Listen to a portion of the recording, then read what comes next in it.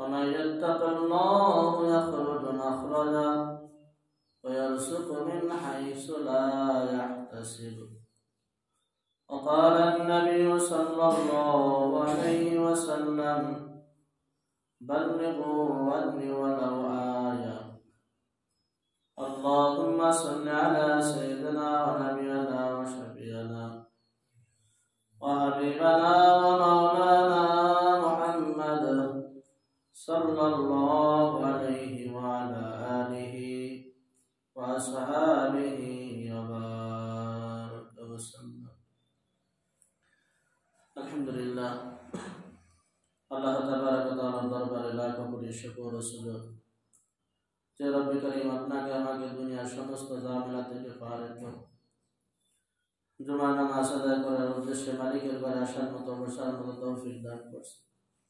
এজন্য সেই মহান সত্তার দরবারে অন্তরস্থল থেকে কালিমাতুর শুকরিয়া আদায় করি, বলি আলহামদুলিল্লাহ। আমি পবিত্র কালামুল্লাহ শরীফ থেকে সূরা তালাকের একটা আয়াত আপনাদের খিদমতে তেলাওয়াত করছি। বিশ্বনবী জনাবে মুহাম্মদ রাসূলুল্লাহ সাল্লাল্লাহু আলাইহি ওয়াসাল্লামের অসংখ্য অগণিত হাদিসের ভিতর থেকে সহিহ একটা হাদিস তেলাওয়াত করছি। আয়াত এবং হাদিসকে সামনে রেখে নিজের ফায়দার জন্য, জাতির ফায়দার জন্য কিছু কথা বলতে থাকা, শুনতে থাকা। আল্লাহ তাআলা যেন সকল ভাইদেরকে কথার উপর আমল করে জিন্দেগি গঠন করে ওই মোতাবেক চলে কবরে দেওয়ার তৌফিক দান করে, বলেন আমিন। আল্লাহ তাআলা বলেন: ওয়া ইয়াত্তাকিল্লাহ ইয়াখরুজ মাখরাজা ওয়া ইয়ারযুকু মিন হাইসু লা ইয়াহতাসিব। এই আয়াতটা আল্লাহ তাআলা সূরাতুত তালাকের ভিতর নাযিল করেছেন। তালাকের সাথে আয়াতের সাথে কোনো সম্পর্ক বলা হয় যে এই আয়াতের অর্থ হলো যে ব্যক্তি আল্লাহ তাআলার উপর ভরসা করবে, আল্লাহ তাআলাকে বিশ্বাস করবে যে আমার রব আমার আল্লাহ, এই রবই আমার সব, তো এই রব মানবে আর বিশ্বাস কইরা এটাই নিয়ে ভরসা নিয়ে সামনে চলবে। আল্লাহ তাআলা বলেন: ওয়া ইয়াত্তাকিল্লাহু ইয়াখরুজ মাখরাজা ওয়া ইয়ারযুকু মিন হাইসু লা ইয়াহতাসিব। এমন কঠিন থেকে কঠিন জায়গা থেকে রিজিকের ব্যবস্থা করবে আল্লাহ তাআলা, যাহা সে কোনোদিন কল্পনাও করে নাই যে এইখান থেকে কিভাবে রিজিক আল্লাহ তাআলা আমার কাছে পৌঁছবে। যেহেতু আয়াতটা তালাকের আয়াত, বলা হয় যে একটা মেয়ের যখন বিবাহ হয় তো এই বাপের বাড়ি ছেড়ে তখন শ্বশুর বাড়িতে যায়। ঘটনাক্রমে যদি কপালে লেখা থাকে তালাক, তো এই মেয়েটা তখন দুর্ভাগ্যের আর শেষ হয় না। কারণ এই মেয়েটা যতদিন তার স্বামীর বাড়ি ছিল তার একটা সম্মান ছিল, দাম ছিল, কথা বলেন ঠিক। এখন এই মেয়েটা যখন তালাক হয়ে গেল, এই মেয়েটাকে আর কেউ ভালো দেখে না, কেউ ভালো নজরে তাকায় না।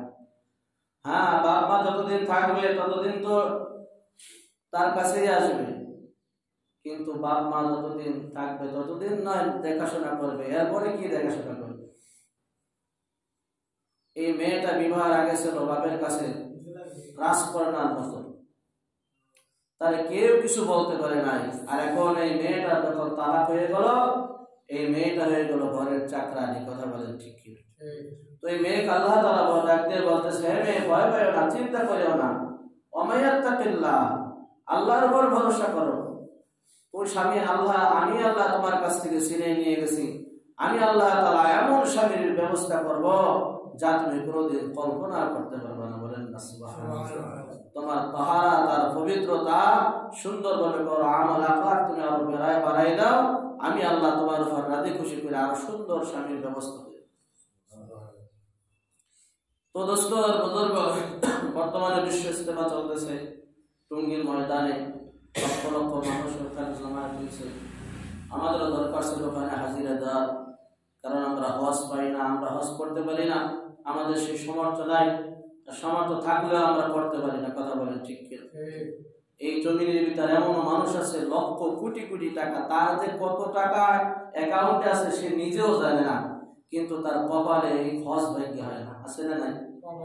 হজ না কইরা সে কবরে যাইতেছে। আর রাসূল বলে, যার উপর হজ ফরজ হয়েছিল আর সে বাইতুল্লাহ গেল না, আর বাইতুল্লাহ লাব্বাইক বলল না, ও ইহুদি হয়ে মারা গেল না, খ্রিস্টান হয়ে মারা গেল, আমি রাসূল তার জিম্মাদারি রাখি না, বলেন না নাউজুবিল্লাহ।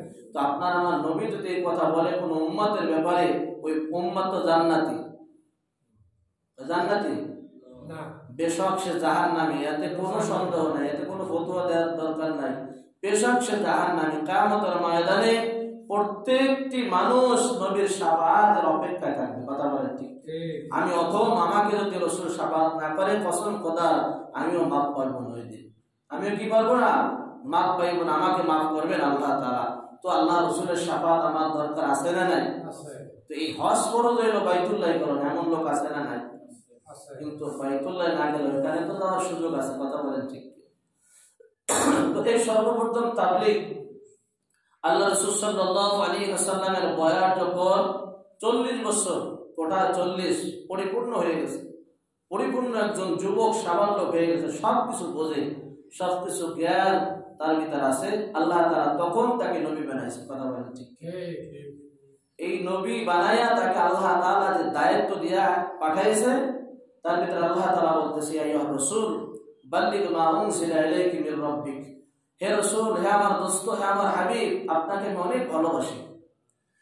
আমার পক্ষ থেকে, রবের পক্ষ থেকে যা আদেশ আসছে সব পাই টু পাই আপনার উম্মতের মাঝে আপনি তাবলীগ করেন। বলেন না সুবহানাল্লাহ? আপনার উম্মতের মধ্যে আপনি তাবলীগ করেন। যদি আপনি কোনো একটা কথা লুকাইয়া রাখেন আর এই কথাটা আপনি বলেন না, আর আপনার উম্মত, আমার বান্দারা এই কথা, এই মেসেজ পায় নাই, তারা ওই অনুযায়ী আমল করে নাই, তাহলে মনে করবো যে আপনি যে দায়িত্ব দিয়ে আমি পাঠাইছিলাম, যে নবী বানাই পাঠাইছিলাম, সেই নবীর কোনো কাজ আপনি করেন না। তো নবীর সমস্ত কথা আল্লাহর কাছ থেকে আল্লাহ যা তাবলীগ করছে, আপনার আমার হাবিব তা মেসেজ দিয়া উম্মতের ময়দান সব পাঠিয়ে দিয়েছে। কথা বলেন ঠিক? মাওলানা ইলিয়াস রাহমাতুল্লাহ আলাইহি ইনি যখন মাদ্রাসা থেকে মাওলানা টাইটেল নিয়ে ফারিগের পরে, ইনি মাদ্রাসায় চাকরি করে না, মসজিদেও চাকরি করে না। ওনার আম্মাজান বলতেছে, বাবা তোমাকে তো আমি আলেম বানাইছি, তুমি জাতির খেদমত করবা, নামাজ পড়াবা, অথবা বাচ্চাদেরকে পড়াবা, মাদ্রাসায় পড়াবা, তুমি দেখি কোনোটাই করতেছো না, কারণটা কি? তুমি চিন্তা করতেছে, মা মাদ্রাসায় পড়াইলে এক শ্রেণীর মানুষ তারা মাদ্রাসায় পড়ে, মাদ্রাসায় পড়ে আলেম হয়ে যায়। কিছু মানুষ মসজিদ আছে, নামাজ রোজা করে, কিছু মানুষ এই নামাজ রোজা থেকে পারেক থাকে, কিন্তু এরা মাদ্রাসায় ভর্তি হয় না, অন্য কোনো লাইনে যায় না, পীরের দরবারেও যাইতে চায় না, এমন কিছু লোক আছে না নাই? কিন্তু এদের নিয়ে আমি চিন্তা করতেছি, যা সাধারণ মানুষ, আম জনতা, এরা কিভাবে মুক্তি পাইয়া জান্নাতে যাইতে পারে, এই ফিকির নিয়ে আমি কাজ করতেছি। বলেন না? তখন নাকি এই তাবলীগের কাজ সর্বপ্রথম ইলিয়াস রাহমাতুল্লাহ আলাইহি করছে। তো কিয়ামত পর্যন্ত স্বর্ণের অক্ষরে তার নাম লেখা থাকবে। কথা বলছি, ইলিয়াস রাহমাতুল্লাহ আলাইহি যখন তাবলীগের কাজ করতেছে, তো সর্বপ্রথম এই কাজটা শুরু করবে। শুরু করার সময় কিছু কামলা নিয়ে আসছে, কামলা নিয়ে এসে এলাকার বলতেছে, চলো আমার আজকে কামলা দেবো, আমার আজকে কাজ করবা। কারণ সর্বপ্রথম যখন নবী দুনিয়াতে আসছে, সবাই ছিল কাফের। সবাই কি ছিল? কাফের ছিল। কার কাছে নবী দ্বীনের দাওয়াত নিয়ে যাইবে? বলো কুলু লা ইলাহা ইল্লাল্লাহ তুফলিহুন, এই কালেমা পড়ো তো সফল হয়ে যাইবা। কালেমা পড়লে দুনিয়ার শান্তিতে থাকতে পারবা, মরার পরে কবরের শান্তিতে থাকতে পারবা। এই দাওয়াত কে গ্রহণ করবে, এরকম একটা চিন্তা ছিল না? ছিল না? অবশ্যই ছিল নবীর ভিতর। এরকম ভাবে ইলিয়াস রাহমাতুল্লাহ চিন্তা করতেছে, এই দাওয়াতটা আমি কারে দিয়ে শুরু করব। ইলিয়াস রাহমাতুল্লাহ বলতেছে, ভাই তো তোমারে কিছু কাম না, তোমারে কিছু টাকা দেবো, চলো আজকে কাম, আজকে আমার কাম না দেবো। হুজুর আপনার কাম কোথায়, ক্ষেত কোথায়, দেখাই দেন। আমার ক্ষেত হলো মসজিদের ভিতর। তো মসজিদের ভিতর আইসা, তো আগে কাছে কোথাও যা থাকে এগুলো তুই আগে ওযু করো। ওযু কি? ওযু কি? ওযু জানে না? আছে না নাই? মুসলমান ওযু জানে না। তার হুজুর বলতেছে, আমি ওযু করলাম, তোমরা দেখো এইভাবে এইভাবে দাও, এইভাবে কুলি করো, এইভাবে নাকে পানি দাও, এইভাবে হাত দাও, এইভাবে পাও দাও, এইভাবে মাথা মাসে করে, এইভাবে ওযু করো। এইভাবে ওযু করে যখন মসজিদে নিয়ে আসছে, বলো লা ইলাহা ইল্লাল্লাহ মুহাম্মাদুর রাসূলুল্লাহ, কালেমা পড়ো। হুজুর কালেমা কি? মা বাপ দাদা ছিল মুসলমান, ওই সূত্রে মুসলমান দাবি করতেছে, কালেমা তো জানি না, কালেমা পড়তে জানে না। তো এবার বলতেছে লা ইলাহা ইল্লাল্লাহ মুহাম্মাদুর রাসূলুল্লাহ। এই দুই চোখে যা কিছু দেখো আর না দেখো সব মাখলুক, মাখলুক কিছুই করতে পারে না আল্লাহর হুকুম ছাড়া, আল্লাহ সব কিছু করতে পারে মাখলুক ছাড়া। সুবহানাল্লাহ। এর নাম হলো লা ইলাহা ইল্লাল্লাহ মুহাম্মাদুর রাসূলুল্লাহ। এই কালেমা পড়াইয়া কলমে মুখে পড়াইছে, অন্তরে বিশ্বাস করাইছে, মুখস্থ করাইছে। কথা বল ঠিক কি? মুখস্থ করানোর পরে ইলিয়াস রাহমাতুল্লাহ আলাইহি বলতেছে, বাবা সব তো একদিনে শিক্ষা দেওয়া সম্ভব নয়, যাহা কিছু টুকটাক দরকার এইগুলা শিক্ষা দেয়া টাকা দিয়ে বলতেছে যাও আজকে তোমরা চলে যাও, কালকেও কিন্তু আমাকেই কামলা দেবা, আমি কিন্তু বাজারে যাইতে পারবো না, আবার মসজিদে চলে আসবা। দ্বিতীয় দিন আবার কামলা দেওয়ার জন্য মসজিদে আসছে, এবার সূরা কিরাত মস্ত করায় সুন্দরভাবে টাকা দিয়ে আবার বিদায় দিতেছে। এবার ওরা চিন্তা করতেছে, যারা প্রথম দিন আইসা কামলা দিছে, ইলিয়াস রাহমাতুল্লাহ আলাইহি চিন্তা করতেছে কাজটা তো আমার, কাজটা কার? আমার। কাজটা আমার কাজ, আমি করলাম, কিন্তু হুজুরের কাছ থেকে মুনাফা নিলাম, কাজটা তো বেশি ভালো করলাম না, কথা ঠিক কি? এবার চিন্তা করতেছে আজকেও যাবো কাজে, কিন্তু হুজুরের কাছ থেকে কোনো উজরা কোনো মুনাফা নেব না, বলেন না সুবহানাল্লাহ। এবার বলতেছে যে আজকে মুনাফা না নিলে তো বাড়ি দিয়ে বিবির লগে তো ঝগড়া লাগাই দেবা, তো বিবি তো বলবে কারে কামলা দোষ কই টাকা কই বাজার দাও, বাজার সাথে আনো, আমি রান্না বান্না করে দিই, কথা ঠিক কি? আল্লাহু আকবার। বলতেছে হুজুর প্রথম দিন যে বাজার করছি ওই বাজার দিয়ে আজকে দ্বিতীয় দিন চালাই নিয়ে যাবো। দ্বিতীয় দিন চলে গেছে, বলতেছে স্বামীরে ডাক দিয়ে বলছে, স্বামী আমার কই বাজার সরাই কই? তিনি আসছেন, কয় প্রথম দিন যে মালিকের কাজ করছি আজ ওই মালিকের কাজ করছি, হয়তো বা মালিকের কাছে টাকা নাই তাই আমাদেরকে দিতে পারে নাই, আগামীকাল দেবে, আবার বড় বাজার কিনে নিয়ে আসবো। তৃতীয় দিন আবার মসজিদে আসছে, সূরা কিরাত সব কিছু কমপ্লিট, এবার যাইতেছে। তৃতীয় দিন তো একটা বুঝ স্ত্রীর কেটেছে যে প্রথম দিন যে মালিকের কাজ করছি ওই মালিকের আজও কাজ করছে, আজকে টাকা দেবে, কিন্তু আজ কি জবাব দেবে এই চিন্তায় এক পাও সামনে যায় আর এক পাও পিছে যায়, এইরকম করতে করতে দুপুর হয়ে গেছে। আল্লাহু আকবার। আল্লাহ তাআলা জান্নাত থেকে বাজার কইরা ওই কৃষকের বাড়ি আল্লাহ তাআলা পাঠাই দিয়েছে, বলেন না সুবহানাল্লাহ। ফেরেশতার মাধ্যমে পাঠাই দিয়েছে, সুন্দরভাবে পোলাও আনছে, গরুর গোশত আনছে, বিভিন্ন আইটেমের খানা পাঠাইয়া এবার স্বামীর জন্য অপেক্ষা করতেছে, আমার স্বামী কোথায় আর কোন সময় আসবে, স্বামী স্ত্রী মিলা এক প্লেটে খানা খাবো, বলেন না সুবহানাল্লাহ। স্বামী আর আসতেছে না, এক পাও সামনে এক পাও পিছে। আল্লাহু আকবার। বাড়ির কান্না একটা সাপকা বা চার বলা হয়, এক পাও যায় আর এক পাও পিছে নাই। স্ত্রী এবার ঘর থেকে তাকায় দেখতেছে আমার স্বামী একবার উঠে আর একবার নামে, কি ব্যাপার? এবার ডাক দিয়ে বলতেছে, স্বামী আমার 12টার সময় বাজার পাঠাইতে আপনি কই, সব কিছু রান্না বান্না কমপ্লিট হয়ে গেছে, আপনি কোথায়? তাড়াতাড়ি আসেন খানা খাইবো। কই কি ব্যাপার, কোথা থেকে খানা আসলো? কই আপনি যেই মালিকের কাজ করেন ওই মালিক তো বাজার সদাই করে দিয়ে গেছে। ومن يتق الله يخرج مخرجا ويرزق من حيث لا يحتسب। যেই ব্যক্তি আল্লাহর উপর ভরসা করবে, আল্লাহর উপর বিশ্বাস নিয়ে সামনে চলবে, আল্লাহ তাআলা বলেন এমন জায়গা থেকে আমি তার রিজিকের ব্যবস্থা করব, ওই ব্যক্তি কোনোদিন কল্পনা করতে পারবে না, বলেন না সুবহানাল্লাহ।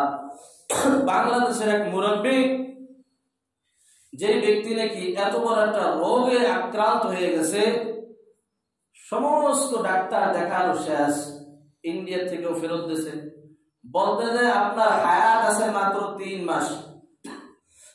কয় মাস? 3 মাস। আপনি 3 মাস বাঁচবেন, এর উপরে আর একদিন আপনি বাঁচবেন না। উনি চিন্তা করলো যে এবার লাস্ট একটা ডাক্তার দেখাবো, এরপরে আমি আর চিকিৎসার জন্য আমি ডাক্তারের কাছে যাবো, যে কদিন আল্লাহ রাখবে ওইভাবে চলবো। তো এই ডাক্তার সবকিছু রিপোর্ট সবকিছু দেখা সবকিছু বইলা হিসাব নিকাশ কইরা বলতেছে যে মুরব্বী আপনি আর মাত্র 3 মাস বাঁচবেন। কয় মাস? 3 মাস। 3 মাস আপনি বাঁচবেন, আপনার যা মনে চায় তাই খাইয়েন, যা মনে চায় না খাইয়েন, কোনো সমস্যা নাই। ঔষধ খাইলে আপনি 3 মাস বাঁচবেন, আর না খাইলে আপনি 3 মাস বাঁচবেন। কয় মাস? 3 মাস। আপনি 3 মাস বাঁচবেন। মুরব্বী চিন্তা করলো এখন মরতেই হবে, কি করতে হবে?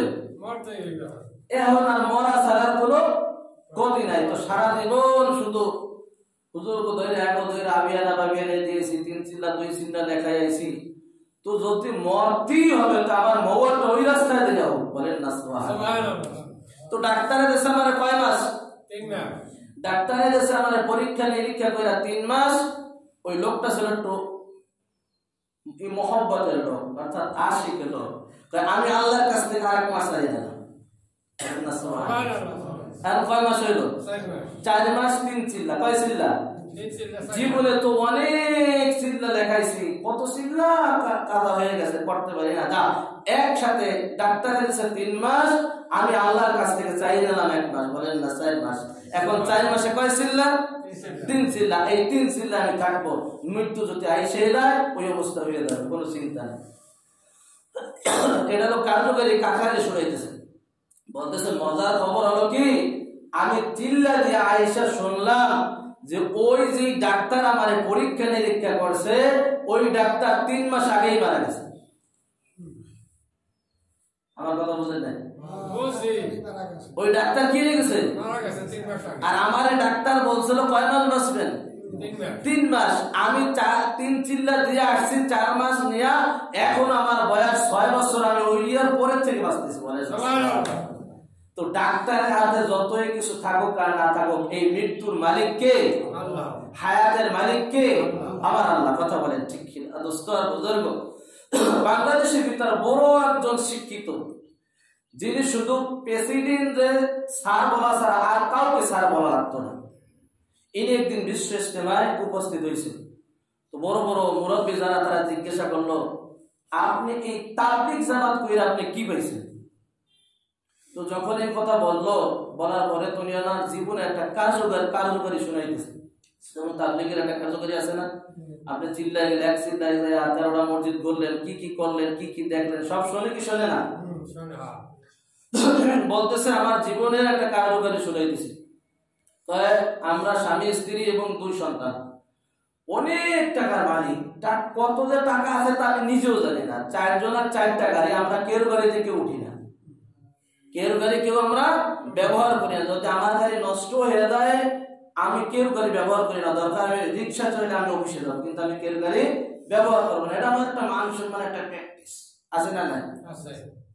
তো বলতেছে হঠাৎ একদিন সকালবেলা অফিস টাইমে অফিসে যাব, এবার বের হইলাম, ড্রাইভারে বললাম গাড়ি বের করো। তো সবকিছু মুছে টুছে দেখে এখন আর স্টার্ট নিতেছেন, কি নিতেছে না, গাড়িতে স্টার্ট নেয় না। কি ব্যাপার? সবকিছু চেকমেট করে দেয়, সব ঠিক আছে, কিন্তু কাজ হয় না। তো এবার বলতেছে তুমি গাড়িটা গ্যারেজে নিয়ে দাও, আমি একটা রিক্সায় চলে অফিসে যাই। তো রাস্তায় যখন বের হয়েছে, দেখে এক যুবক তসবি নিয়ে একটা রিক্সা নিয়ে দাঁড়িয়ে দিয়েছে। তো এই মুরব্বী যুবকরা ডাক দিয়েছে, যুবক এদিকে আসো, তুমি গমুক অফিসে যাবা? জি স্যার যাবো। ওঠেন। ভাড়া কত? ভাড়া আপনি যা দিয়ে। তো এই যুবক রিক্সা চালাইতেছে। এখন তো রিক্সা মানে ইসে চলে, পিকআপে চলে, ও সময় কিন্তু পায়ে চালাইতে হইতো, খাটনিও যদি হইতো, কিন্তু শরীরটা ভালো থাকতো। কথা কাজ ঠিক কি? আজকে সারাদিন ভ্যান চালাই, আজকে কত অসুবিধা। কথা কাজ ঠিক কিনা? ওই সারাদিন ওই পয়লা খালি আট ঘুরায়। এখন আর পেট্রোল তো না, পেট্রোল যখন মারবে তখন সমস্ত নাট বল্টুর সাথে কি খাবে, এটা ব্যায়াম হয়ে যাবে। কথা কাজ ঠিক। তো এই দেখতেছে মুরব্বী খেয়াল করতেছে যে যুবক পেট্রোল মারে লা ইলাহা ইল্লাল্লাহ এরকম ভাবে তাসবির দানা ছাড়ে, একবার পালায় আর একবার পালায়, এরকম ভাবে প্রত্যেক ওঠা বসাই করতেছে। মুরব্বী বলতেছে আমি এই যুবককে ডিস্টার্ব করলাম না। তো অফিসে টাইম, অফিসে যখন যাওয়ার সময় হয়ে গেছে কাছাকাছি, তো অফিস ওনারা তারা বড় লোক, দেখবেন বড় লোকের কিছু অহংকার আছে, আর অহংকারটা আল্লাহ তাআলা বলে পৃথিবীর ভিতরে একমাত্র আমার আল্লাহই অহংকার করতে পারে। আর আমি একজন নাপাক মানুষ, নাপাক, আল্লাহ তাআলা আমাকে একটা নাপাক বস্তু দিয়ে সৃষ্টি করেছে। কথা ঠিক। আমার এমন একটা নাপাক বস্তু দিয়ে, যে বস্তুটা জামায় লাগলে না জামা নাপাক হয়ে যায়। কি হয়ে যায়? নাপাক হয়ে যায়। আর আমি ওরকম কার সাথে অহংকার করবো? কথা বলেন ঠিক। অহংকার তো সে আল্লাহ করতে পারে, যে আল্লাহ তাআলা সব আসমান আর জমিন চালায়। কথা ঠিক। তুমি আমার 2টার মালিক, তোমার অহংকারে যারা দেয় না। তো রিক্সা সবসময় টাকা দেওয়ার সময় বড় লোকরা খেয়াল করবে, এই রিক্সাওয়ালার দিকে তাকায় না। কি করে? পকেট থেকে টাকা বের করে ওই দিক থেকে টাকা দেয়। আছে না নাই? তো আজকে আমার একটু কৌতূহল জাগলো যে এত সুন্দর একটা ছেলে, পরিচয়টা আমি একটু নিই।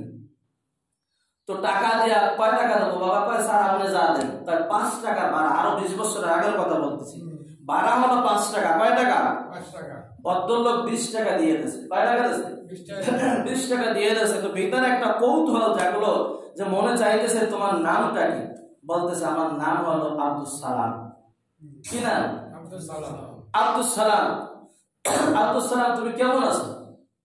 স্যার বলতেছে আব্দুল সালাম তুমি কেমন আছো? কয় স্যার কি দিয়ে আমি বুঝাবো তা আমি বলতে পারবো না, ভাষা আমার মুখে নাই। পৃথিবীর ভিতর যদি দুইটা মানুষ শান্তিতে থাকে তাহলে তার ভিতর আমি একজন। স্যার আশ্চর্য হয়ে গেল, কি ব্যাপার? পৃথিবীর ভিতর দুইটা মানুষ শান্তিতে থাকলে তার ভিতর তুমি একজন, চালাও তুই জ্ঞান। স্যারের চিন্তা ধারণা হলো যে পৃথিবীতে শান্তিতে থাকতে হয় 5 গাড়ি লাগে, 10 তলা 20 তলা বিল্ডিং লাগে, এসি বাড়ি লাগে, এসি বাথরুম লাগে, কথা কান ঠিক কিনা? মনে হয় এইগুলোর ভিতরে শান্তি। তোমার গাড়ি ঘোড়া কি? গাড়ি হলো আমার এই নিজের টাকার রিক্সাটা, ভাড়া আলো পরের বাড়ি ভাড়া থাকে। শান্তিতে আছে মানে তার সময় আছে বলবো? হ্যাঁ বলো। শান্তির একটু বিবরণ শুনে দেন। আমি যখন সকালবেলা রিক্সা নিয়ে ঘরের থেকে আসছি, ঘর থেকে বের হওয়ার ঘটনা শোনেন। রিক্সা নিয়ে যখন বের হয়ে রোডে, তো আমার স্ত্রী রিক্সাটা ধইরা রোড পর্যন্ত আসে। যত সময় কোনো পুরুষ না দেখা যায় তত সময় পর্যন্ত দাঁড়াই থাকে। আর আমি যখন রিক্সাটা নিয়ে যাই, আমার স্ত্রী আমার দিক তাকায়, আর মাঝে মাঝে দেখি আমার স্ত্রীর 2 চোখ বেয়ে পানি পড়তেছে।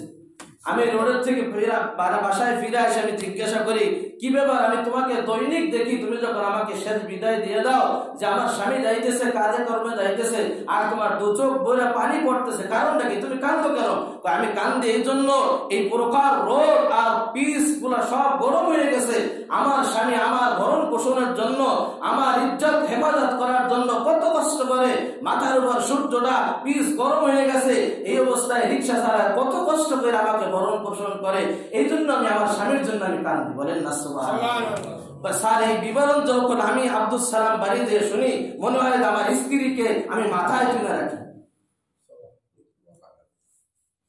স্যার আমার একটা সন্তান আছে, ছোট সন্তান, এই সন্তানটারে নিয়ে সকালবেলা খাবার দাবার খাইয়া ওরে মাদ্রাসায় ভর্তি করে দিই। মাদ্রাসায় ভর্তি করার পরে যখন ছুটি হয়ে যায় আসে, আমি সারাদিন ভ্যান চালাই, রিক্সা চালাই। যত যাত্রী আমার কাছে ওঠে আমি বলি যখন আজান হয়ে যাবে সাথে সাথে আমি ওই জায়গা আপনারে নামাই দেবো। মন চায় আমার রিক্সায় ওঠেন না, মন চায় আপনি উঠেন না।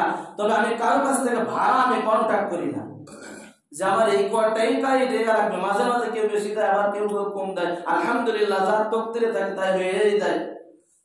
বলতেছে স্যার এই বাজার সদাই নিয়ে যখন আসি, রিক্সাটা গরমের সময় যখন আনি, তাড়াতাড়ি আমার বাচ্চা একটু বড় হয়ে গেছে, আমার বাচ্চা রিক্সাটা নিয়ে গ্যারেজে ঢুকাই দেয়। আমার স্বামী গরম, আমার স্ত্রী গরম হইলে ঠান্ডা পানির ব্যবস্থা করে, আর সুন্দরভাবে পরিষ্কার করে আমাকে হাত পা ধোয়া, ঠান্ডা হইলে ঘরে নিয়ে সুন্দরভাবে একটা ল্যাপ দিয়ে আটকাই দেয়। আর গরমের সিজন হইলে পাঙ্খা ছাইড়ে দেয়, পাঙ্খা যদি না চলে, কারেন্ট না থাকলে তাও পাখা দিয়ে বাতাস করে, আর আমাকে ভাত পাখাইয়ে দেয়। 1 প্লেট আমরা স্বামী স্ত্রী এবং সন্তানকে নিয়ে 1 প্লেটে খানা খাই। বলেন না সুবহানাল্লাহ। এইগুলো শুনতেছে, আর এই বড় লোক স্যার বড় বড় একটা নিঃশ্বাস ফেলাইতেছে। কি করে? বড় বড় নিঃশ্বাস ফেলায়। বলতেছে আব্দুল সালাম এই শান্তির সন্তান তুমি কোথায় ভাইয়া? বলতেছে স্যার আপনার যদি একটু সময় থাকে আমি বলি, আমি একজন ছিলাম মদখোর, আমার মতো খারাপ যুবক আর পৃথিবীতে নাই। একদিনের ঘটনা শুনেন। আমি একদিন রিক্সা চালাইলে 3 দিন চালাইতাম না, আমার স্ত্রীর মারপিট করতাম, মারতাম। একদিন পিটাইতে পিটাইতে সমস্ত শরীর রক্তাক্ত কইরা বানাইছি। গভীর রাইতে যায় বলে স্বামী আমার, তুমি আমার স্বামী, আমি তোমার স্ত্রী, তোমার পাও দিয়ে আমার চাইতেছি। একটা চিল্লা কাকড়ায় দেয়া, তুমি কাকড়ায় লেজায় একটা চিল্লা দিয়ে আসো। যাও এবার লাত্তি দিয়ে পালাইতেছে, দত্তর চিল্লা মানে যা মুখে আসছে তাই বলছে, ওইগুলো তো আমি বললাম না, যা মনে চাইছে তাই আমি করছি। এবার আবার ধরছে, আবার লাত্তি মারছি 3 বার। এবার আবার ধরছে, স্বামী তুমি তো আমার স্বামী, যাও একবার কাকড়াইলে যাও একটা চিল্লা দিয়ে আসো। কয় টাকা পাবো কোথায়? চিল্লা গেলে তো আমি গেলে তোরই তো ক্ষতি হবে, কথা গান ঠিক কিনা? কয় টাকা আমার বাপের বাড়ির থেকে আনবো। ওই মেয়ে সকালবেলা বাপের বাড়ি চলে গেছে, যাই এবার আব্বারে বলতেছে আব্বা যে 1 চিল্লা যেই টাকা লাগে 3000, 2000 বা 5000 বা 1000, এখন তো কম, অনেক 3000 টাকা লাগে, 2000 টাকা লাগে, ওই সময় তো আরো কম লাগতো, কথা গান ঠিক কিনা? ওর বাবু ঢাকা রিক্সা চালায় তো টাকা নিয়ে আসছে। স্বামী এবার বলতেছে, স্ত্রী এবার একটা রিক্সায় নিয়ে কাকরাল পর্যন্ত পৌঁছাই দিয়া, আল্লাহু আকবার, আমাদের বড় হুজুর ওনার কাছে আব্দুল আজিজ রাহমাতুল্লাহর হাতে দিয়া বলতেছে, হুজুর আমার স্বামীকে আপনি চিল্লায় পাঠিয়ে দেন। হুজুর এই দিন থেকে আমি চিল্লা দিলাম, 1 চিল্লায় নাম লেখায়া 3 চিল্লা দিয়া বাড়ি আসলাম। এরপরে আমার জীবনের মোড় এই দিকে ঘুরে গেছে। ওই দিন থেকে নিয়ে হুজুর আজ পর্যন্ত এক ওয়াক্ত নামাজ আমার কাজা হয় নাই। বলেন সুবহানাল্লাহ। স্যার বড় বড় একটা নিঃশ্বাস টানে আর হাত ছাড়ে। স্যার আপনার একটু বিবরণ দিলে আমি শুনতাম। আব্দুল সালাম তোমাকে আমার কি বিবরণ শোনাইব? আমার টাকা পয়সা দান দৌলতের কোনো অভাব নাই, গাড়ি বাড়ি কোনো কিছুর অভাব নাই, আমার দুইটা সন্তান, দুইটা গাড়ি, আমার স্ত্রীও একজন বড় একজন শিক্ষক, তিনিও শিক্ষক ডিউটি করেন, বড় একটা বাংলাদেশে চাকরি করে, তারও একটা গাড়ি আছে, আমারও একটা গাড়ি আছে, যার যার গাড়িতে সে চলাফেরা করি। কিন্তু গাড়ি অ্যাক্সিডেন্ট হয়ে গেলে বা নষ্ট হয়ে গেলে কেউ গাড়িতে আমরা কেউ উঠি না। আজকের রাতের ঘটনাটা শোনো। অফিস টাইম শেষ হয়ে গেছে, এখন একটু দেরি হয়ে গেছে, বাসায় দেয়া বেল পাঠাইতেছি। আল্লাহু আকবার, এত চাপাচাপি করে কিনিং বেল, কেউ আসে না, যার যার সবাইকে নিয়ে ব্যস্ত। কাজের মেয়েটাও টিভি নিয়ে ব্যস্ত আছে, সবাই ব্যস্ত করে। এবার কিনিং বেল বাজাইতে পাশের উপরে তারা থেকে ডাকতেছে, হে অমুকের মা তাড়াতাড়ি দাও, স্যার যে কিনিং বেল বাজাইতেছে। কত সময় ধরে স্যার আর অপেক্ষা করতেছে, তাড়াতাড়ি দাও, গেট খুলে দাও। আমার স্ত্রী আয়েশা, আব্দুল সালাম আজকের ঘটনা শোনো। আমার স্ত্রী আয়েশা গেটটা খুলে দেয়া শান্তি মাইরা চলে গেল। তারপর মহল্লা তার রুমে দেয়া বললো।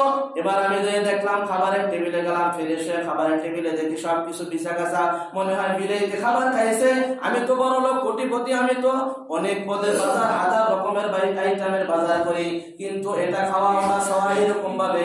এবার আমি সবকিছু খানা তখন সামনে নিলাম, নুনের বাটিটা তালাশ করে পাই না। আমার মেয়েটার ডাক দিলাম, মা তাড়াতাড়ি একটু নুন দিয়ে দাও, আমি একটু নুন খাবো, নুনের ব্যবস্থা করো। নুন নাই, আমার টেবিলে নুন নাই।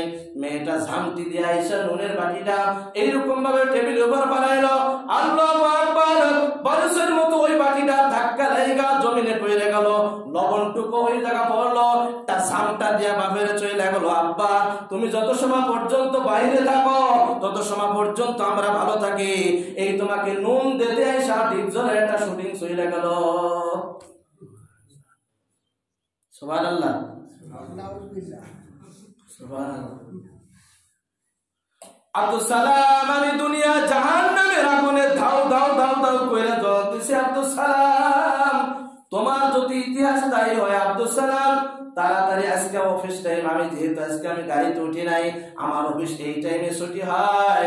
আব্দুল সালাম, তুমি এই টাইমে আসবা, আমাকে একটু কাকরাইল নিয়ে যাইবা, দেখি একটু শান্তির সন্ধান, শান্তি পাওয়া যায় কিনা, কথা গান ঠিক কিনা। শান্তির মালিক কে? আল্লাহ। শান্তির মালিক আল্লাহ। শান্তি টাকা পয়সার ভিতরে না, শান্তি বিল্ডিং এর ভিতরে না, শান্তি সুন্দর স্ত্রীর ভিতরে না, ও দোস্ত, শান্তি একমাত্র কেবলমাত্র শুধুমাত্র আমার আল্লাহর দ্বীনের ভিতর, কথা গান ঠিক কিনা। ও দোস্ত বুজুর্গ, কাকরাইলে যখন গেছে, লম্বা কিস্সা। যখন যাওয়ার পরে এবার ওযু করবে, জীবনের প্রথম মাগরিবের টাইম, মাগরিবের নামাজের জন্য ওযু করবে, কিন্তু মুসল্লিরা ওযু করতেছে।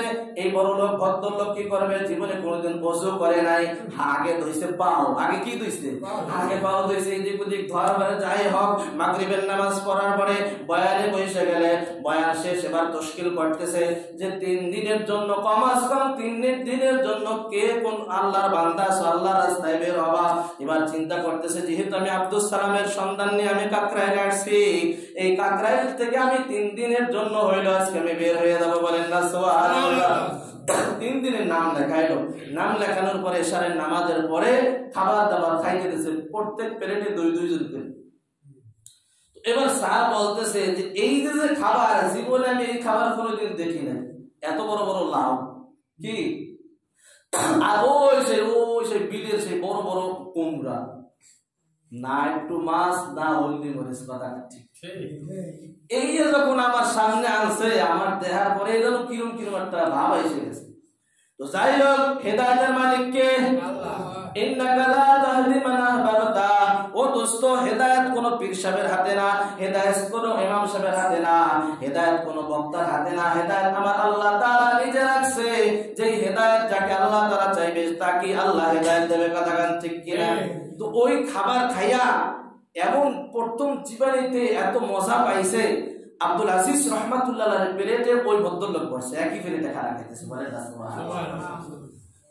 পৃথিবীতে যত দামি তরকারি আছে, আপনি বিশ্বাস করেন চাই না করেন, এটা আপনি না করতেও পারেন, সবচেয়ে বড় দামি তরকারির নাম হলো ক্ষুধা। কি কি বললাম ফুদা যদি লাগে ডকমতো তাহলে তো মাগার ফান্তাটা তো 3 মিনিট মারা যায় কথাকার ঠিক কি তো পেট কইরা ভদ্রলোক খানা খাইছে খানা খাওয়ার বলতে বলতেছে এবার বলছে যে খানা যেহেতু ঢুকছে ভিতরে তাহলে খানায় কাজ হবে কি হবে কাজ হবে লম্বা কাহিনী যদি সময় হয় কোনোদিন বলবো এই ব্যক্তি বিশ্বের 70টা রাষ্ট্রে সফর করছে বলেন না সুবহানাল্লাহ 70 থেকে 80,000 অমুসলিম হিন্দু থেকে মুসলমান কালিমা পড়া মুসলমান হয়ে গেছে বলেন না সুবহানাল্লাহ 20 বছর আগের কাহিনী বলতেছিলাম ও দোস্ত এই জন্য আল্লাহ তাকে হেদায়েত দেবে কেউ তাকে গোমরা করতে পারবে না কথা বলেন ঠিক কিনা বিশ্বের জন্য একটা নিয়ামত চলতেছে লক্ষ কোটি কোটি মানুষ আজকে দাওয়াত ও ইস্তেমার ময়দানে তাবলীগে জামাতে শামিল হয়ে গেছে কথা বলেন ঠিক ইস্তেমার ময়দানে লক্ষ কোটি কোটি মানুষ জামাত হয়ে গেছে যদি সুযোগ থাকে আমাদের পর্ব হলো দ্বিতীয় পর্ব এই যে রবি সোম মঙ্গল রবিবার এখান থেকে গাড়ি ছাড়বে যারা পারবে ইনশাআল্লাহ